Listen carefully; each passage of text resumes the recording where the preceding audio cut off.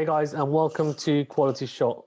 If you haven't already, please make sure you subscribe, like, comment, and share the vids. Thank you very much. I have with me Usher from Cricket4Us 2.0 and VENU as well.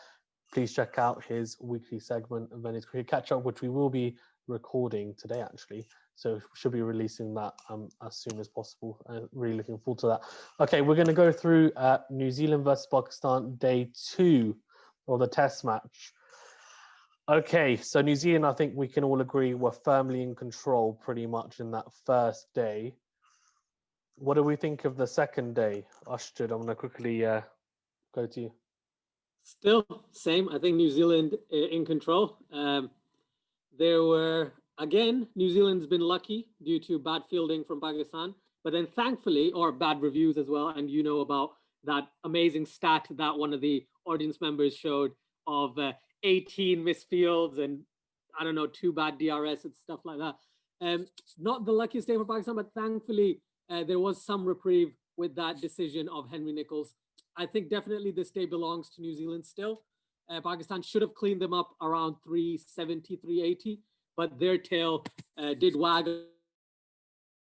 consistently during the end. So I think deservedly New Zealand are well on top at this moment.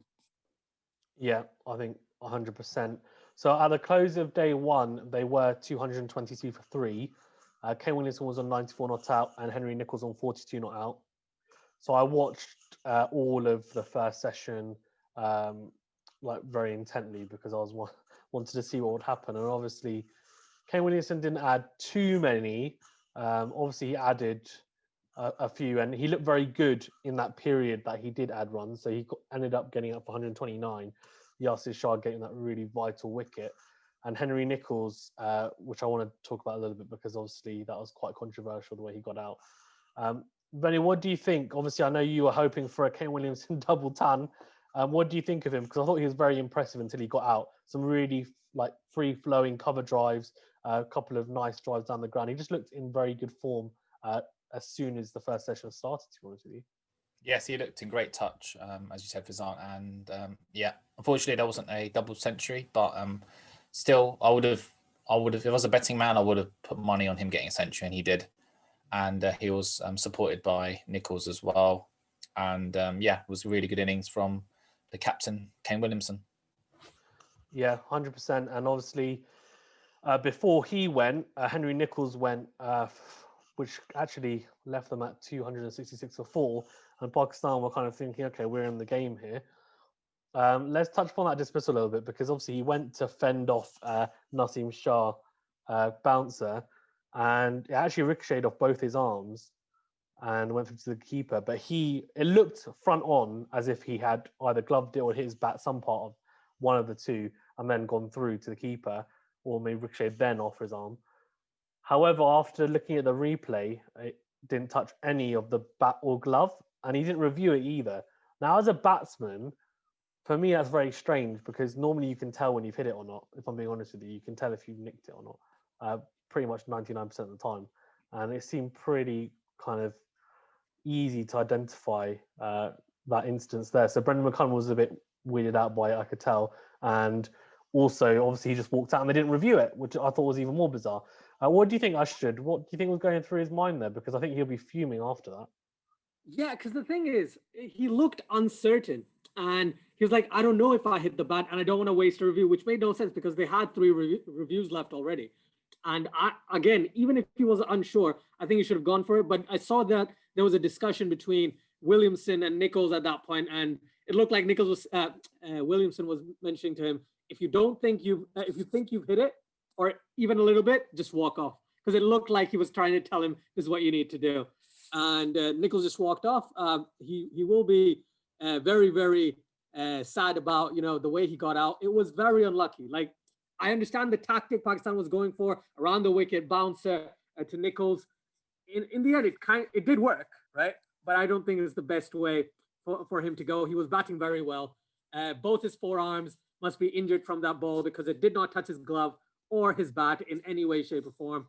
And again, a bad decision by an umpire, which has been the trend I've seen as of late in a lot of these test matches. At least it's not Paul Rifle, who's been a terrible umpire of the past couple of months. So yeah, I was I felt bad for Henry Nicholls, but up till the time he was there, he batted quite well. Yeah, I thought he batted quite well. 56 off 137. That's carrying on that kind of good form that he got with that huge 170 against West Indies in the second test. Yeah, it's a weird one. It's a bit unlucky, and I think, to be honest with you, it's a weird one because I think Williamson probably looked at it from the non-strikers end and probably thought, like we did, that it had hit something, and that's probably why he gestured like he did to him to say maybe actually, yeah, if you're not sure, then just walk off, because I think he probably thought he had hit it. Okay, so let's then move on to BJ Watling, because I want to talk a bit about him because he really drove New Zealand to that score. Because as Usher, as you rightly said, and I think Venu, you'll be able to agree with me, look, at that point when New Zealand did 281 for 5, in my head I'm thinking, okay, we've got new batsmen to look at, and really we should be restricting them to hopefully under 360, 370. That's what I'm thinking, kind of at the most, because we've got some bowlers, they're fresh, they're running in. But how good was BJ Watling, Venu? Because he batted with the tail as well, obviously, until pretty much the end. I mean, he when he got out, they were at 4-2-1.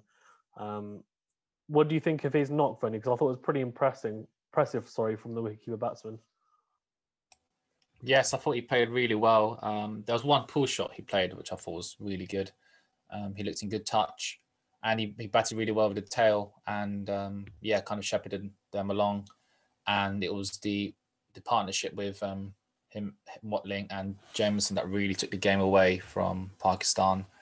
And I think it was a key partnership there. So well batted from Watling. Yeah, 100%. One thing I want to point out as well is that Mohammad Abbas has a really interesting stat in that first session, which showed. So we know how accurate he can be, but there was a stat that showed that only 2 of the balls he bowled in that first session, I think, or halfway through it, were actually hitting the stumps, and everything else was just missing. And yeah, obviously we're going to do a separate video on the Australia-India, but they had a similar issue, Australia as well, and Pakistan had this with Mohammad Abbas, where they weren't attacking the stumps. And the issue with that is that it looks very good because your economy is great and the batsman will leave the ball, but you're not actually threatening anything, especially with batsmen like BJ Watling and Kane Williamson, who are not normally going to fish outside that off stump very often. You're just kind of wasting deliveries, and at that point we need to attack, and I didn't feel like we were doing that, especially when we had them in a decent position to attack, and had the momentum with us. And BJ Watling did very well though, for sure. Okay, so then Mitchell Santner came in, and again, look, I think Fahim Ashraf, it was just a very, very loose shot from him, from Mitchell Santner, wafting outside off stump. It was short and wide. They went to cut it, and he'll be really disappointed with that. But Carl Jamieson, I thought, looked quite good for his 32, and was just whacking Yasir Shah everywhere. So Yasir Shah obviously got the really important wicket of Kane Williamson, and we know he's a wicket taker, but I just think he got hit way too much. And even though you look at his economy, it's only 3.05, but I don't think that quite reflects how he's bowling. I think he's a little bit too bits and pieces for me. What do you think, Ashton? I cannot find any reason to disagree with you. Yasir Shah has been, I don't know if it's bad form. He just doesn't bowl according to the pitch. That's what it looks like, at least. Apart from that wicket of Kane Williamson, barring that, he didn't look like he was threatening the batsman that much. And some of the commentators were mentioning, as a spinner, maybe he would get some extra bounce at this pitch. Eventually, yes, he took wickets. But these 37 overs or 38 overs that he bowled it didn't help Pakistan whatsoever. He's just getting his economy at around that three mark, and just keeps doing what he usually does at these types of moments. And similar to Mohammad Abbas, it was 2 or 3 deliveries that were hitting the stumps, and everything else was wide. So I don't mean to say that this is what they're doing, but it looks like they're just trying to save their own back. They're trying to not go for too many runs. It's a very defensive mindset rather than being attacking with their bowling and attacking with the field set. One thing I want to mention, which is related to Kyle Jamieson, his batting average is in the 50s or something, right? For a guy who bats I know he hasn't played that many matches, but that means he will take take on the spinners, and that's exactly what he did with Yasir Shah. Ross Taylor did it in day one, and I think Jameson did it in day two. Yeah, 100%. And I think, actually, I want to ask you, Venu, as more of a neutral, obviously, watching Yasir Shah and Mohammad Abbas, because obviously at that point, I think when we got Mitchell Santner out, they were 317 for 6. And for me, I'm thinking, okay, well, that's we're into the tail. We've got to attack. Yasir Shah, I think, had spells where he did bowl very well. As you said, ushered against Williamson and a few others as well. He did look good in spots, but it was in spots that was the issue for me. And I know that he can be a lot better. But as a neutral venue, what do you think of Mohammad Abbas and Yasir Shah? Do you think we're being a bit harsh on them? That's fine. Well, I must say that I think Abbas, it was quite interesting the stat that you said about he didn't really hit the wickets with his bowling. I think it would have probably been a better tactic to maybe target the stumps a bit more to get LBW into play. But yeah, that's something that he could think about implementing in the future and maybe next innings. I think he's usually the type of bowler you expect to bowl wicket to wicket.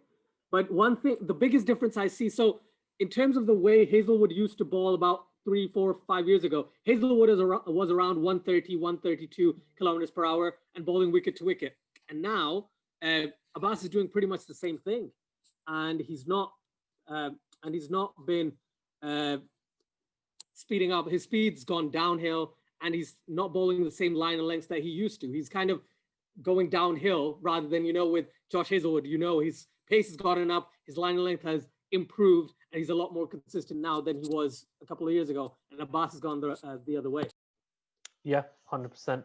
Okay, so obviously Neil Wagner helped the tail wag as well a little bit. But overall, their bowling display, I think... Was that a joke? Was that a pun, Fizan? Yes, it was, yeah. Well done. So Shaheen Afridi got 4 wickets in the end. For me, though, I think we're really overusing him. 36 overs. He only bowled 1 over less than Yasir Shah. We've got to be really careful that we manage him well, because I've talked about this with you guys before, that obviously there's a whole Mohammad Amir saga. I don't want to get into that, but one thing that Pakistan did with him is that we overbowled him. And Shaheen Afridi's done exactly the same thing in terms of bowling too many overs in this session already, in this first innings even, sorry. The fact that you shouldn't have a seamer bowling as many overs as the spinner, like it's just ridiculous. And I think they've got to share the overs around better. And I know he is our premium threat, but then use him in spurts and use him, in a very educated manner. I think not the way that we used him. Okay, let's just very briefly then touch upon Pakistan's start to their innings. Shah Masood, I thought, very loose shot. We actually saw when he was in England, he did exactly the same thing with Anderson. That shot, which is, it's such a silly shot to get out to. And when you get out the first time, I think, okay, it's just unlucky. But when it happens a few times, I think it's not unlucky. It's just poor batting. And what he should be doing is, what he's trying to do is he's trying to flick the ball around the corner. But if he hits it more straight and he's actually trying to get down over the ball, and he's just trying to, rather than hitting it around the corner, he's trying to hit it more straight, which sounds weird, but rather than to find leg, he's trying to hit the square leg. And he's just trying to flick it off his hips like that, then he won't get out like that. But the issue is that he hasn't learned. And so exactly the same thing happened, and he got out in a manner which he'll go back and think, I was unlucky, but it's happened to him in lots of occasions. What do you think, Bunny? Just a silly way to get out? Yes, definitely a silly way to get out. And also, I think his priority should have been to get to the end of play. And Pakistan would be in a lot stronger position if they, 1, didn't lose a wicket, and 2, didn't have the night watchman out. So, yeah, I think he will be disappointed, especially on the way he got out. Yeah, 100%. Ashjad Abid Ali looked good whilst he was in, I thought. He looked quite good. Some really, really good drives from him, and especially on a surface which New Zealand made it look very easy to bat on. But Abid Ali, I think we've seen him in spurts. He's looked very good in parts, but I'm hoping he can come good in this innings. What do you think so far of him? Only 19, but early doors. This is the thing. I liked the approach Pakistan was taking. They were taking it slow. Yes, that was a silly shot by Shan Masood. He's done it at least 3 times that I can recall now. And Abid Ali is the type of player who can stick at the crease. And if he plays the way that we know he can, then he wouldn't do some stupid things like, exactly what Shan Masood did. So personally, I think Abid Ali is going to succeed, and hopefully he'll get his feet wet again tomorrow morning when the ball's moving. But later on, if he stays there, he's going to score big. Yeah, I think Mohamed Abbas is only a matter of time until he gets cleaned up. Let's be honest, but it's fine. It is what it is. So Night Watchman came in and he saw off 15 balls. So fair play to Mohamed Abbas for sticking in there, because that's pretty impressive considering he can't really hold a bat. Let's be honest. Okay, I think that's all I really want to touch upon, to be honest with you, in terms of New Zealand versus Pakistan. Obviously, New Zealand very much in control of this Test match, I would say. Before we wrap up, how do we think day 3 is going to go? Fanny, what do you think? What can you see happening? I don't know. You can go in either two, but I could see Pakistan batting maybe 2 sessions or for the whole day. That'll be great for the neutral because I want to make this Test match go to 5 days. But the way New Zealand bowlers have been bowling recently, in terms of Jamieson, Wagner, Bolt, Salvi, they've got a quality attack, and they've got Santner as well. If Pakistan can make it past 2 sessions, I'll be surprised. But hopefully they can. Oh, very savage from VENU. Past 2 sessions, fair enough. Well, we'll see. I'm hoping we're going to last at least past 2 sessions. I'm hoping we'll last a day at least, but we'll see. Usher, what do you think? Yeah, it seems like if Pakistan bat the way that they have, they can bat the entire day, but they'll only score like 200 runs or something like that. Which is fine because we need a 5-day Test match and we're overdue. So personally, I think Pakistan should look at playing the day, not look at how many runs they get, but just try and play the day as much as possible and make as many runs in that time span as they can. And then on day 4, they can try and be more aggressive. That's personally what I think that they should do. Yeah, I mean, if that goes, then that's going to be a draw, I would assume. But yeah, go on, Vanny, what are you going to say? Just replying to what you said, Asher, do you think that defensive mindset works well for Pakistani batsmen? Look at what Sri Lanka have just done. Yeah, I know exactly what you're saying. Sri Lanka's been very aggressive. I know what's going to happen. If you're trying to attack these bowlers, Pakistan's going to get out for 100, right? Pakistan needs to stay at the crease. Fine, play the loose balls, right? But rather than accept those, I think Pakistan needs to just get some time at the crease, stay there as long as possible. Play 1970s Test cricket rather than playing the 2021, because Pakistan isn't as well equipped at doing that, at least with the squad they have right now, or the 11 they have. I wouldn't think they could do that. I think the only other person who might be able to get the runs kind of ticking is probably Mohammad Rizwan whenever he comes into bat. You know what? It's interesting actually, because I know what Venny you're saying actually about Sri Lanka, because obviously they will touch upon this obviously in detail, but obviously they went a lot quicker. I do think you've got to take into account the bowling attacks. I think New Zealand's attack is a lot stronger than South Africa's, but I understand the approach that you're trying to say, that they obviously were more proactive, and obviously the strike rates were up. So I think initially Pakistan needs to, I kind of agree with both of you to a degree, that I think initially Pakistan needs to stick in there. And I think the first session or 2, they do probably need to stick in there. And obviously if the loose balls come, the loose balls come. But if they don't, then yeah, you just need to stick in there and get your eye in, get some runs on the board. And then as soon as that happens and people are set, then they can do, as you said, Venu, be more proactive and then go forward and then increase that strike rate. I think that's probably the way to go. I think maybe a mix of what you are both saying, because I think you're right. It's a bit defensive, and Pakistan drawing a Test match. I mean, I don't know what the stats are, but I'm assuming it doesn't happen that often, if I'm being honest. So yeah, we'll see. Anyway, thanks very much, guys. I think that's all I think we have to discuss on the Pakistan New Zealand anyway. So thank you very much, Ashtred from Cricket4Us 2.0 and VENU as well. Make sure you subscribe to our channel Quality Shot, and of course to Ashtred's channel Cricket4Us 2.0. And stay safe, guys. Thank you very much.